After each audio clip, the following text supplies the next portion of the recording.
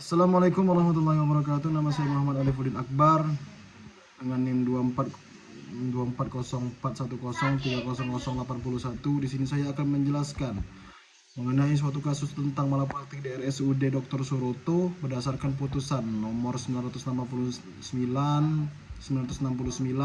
garing Pitsus garing 2021 garing PN NGW. Selanjutnya latar belakang.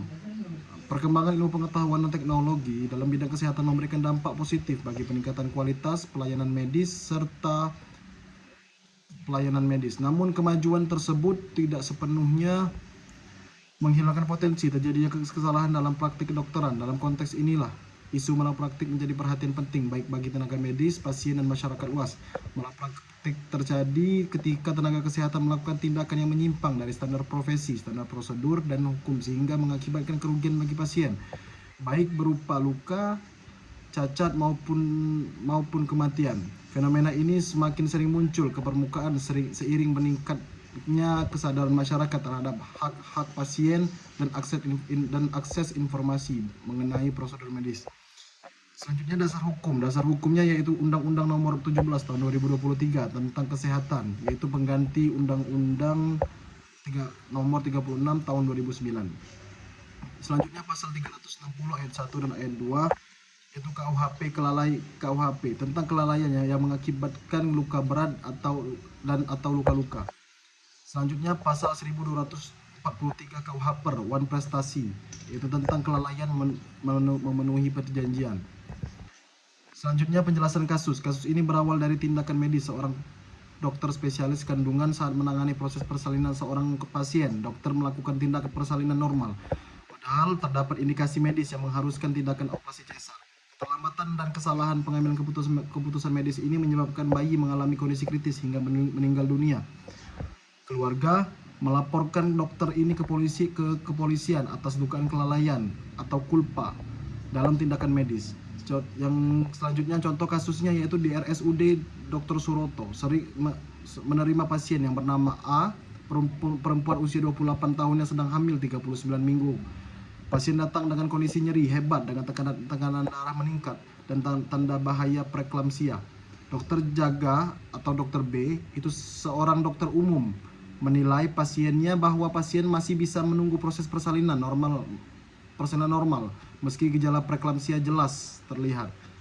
Dokter tidak segera memanggil dokter spesialis kandungan dan dokter tidak memberikan stabilisasi awal, dan dokter juga tidak merujuk pasien ke fasilitas rujukan yang lengkap atau yang lebih siap.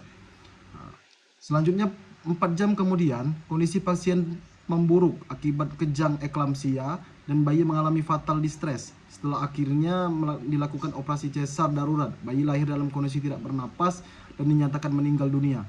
Pasien berhasil diselamatkan namun mengalami komplikasi serius. Keluarga menuduh dokter lalai sehingga menyebabkan kematian seorang bayi. Selanjutnya analisis hukum.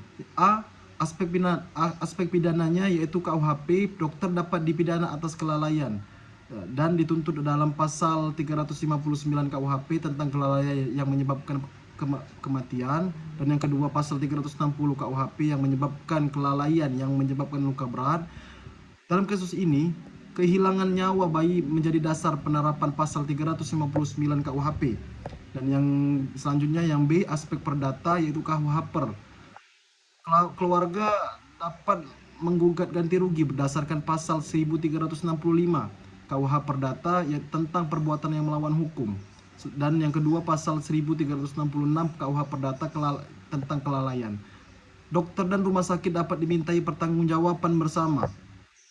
Yang ketiga atau yang C, aspek administratif yaitu dengan disiplin dilakukan oleh MKDKI berdasarkan Undang-Undang Nomor 29 Tahun 2004 tentang praktik kedokteran, standar profesi kedokteran, dan standar operasional rumah sakit. Sanksinya yaitu berupa teguran, kewajiban pendidikan ulang, dan yang ketiga pencabutan SIP sementara. Dan yang kedua aspek etik atau kodeki. Pelanggaran etik yang dapat dikenai sanksi yaitu berupa tidak mengutamakan keselamatan pasien, tidak melakukan tindakan profesional, dan tidak melakukan komunikasi yang baik. Dan kesimpulannya yaitu malapraktik merupakan bentuk kelalaian atau penyimpangan dalam praktik medis yang terjadi. Tenaga kesehatan tidak menjalankan kewajiban profesinya sesuai dengan standar profesi atau SOP atau standar prosedur operasional dan etika kedokteran, sehingga mengakibatkan kerugian bagi pasien. Intinya dari malapraktik terletak pada adanya kegagalan memenuhi standar kehati-hatian yang diharapkan bagi seorang tenaga medis profesional. Di Indonesia, malapraktik dapat menimbulkan pertanggungjawaban hukum yang berlapis, yaitu pidana perdata, administratif, dan etik profesi.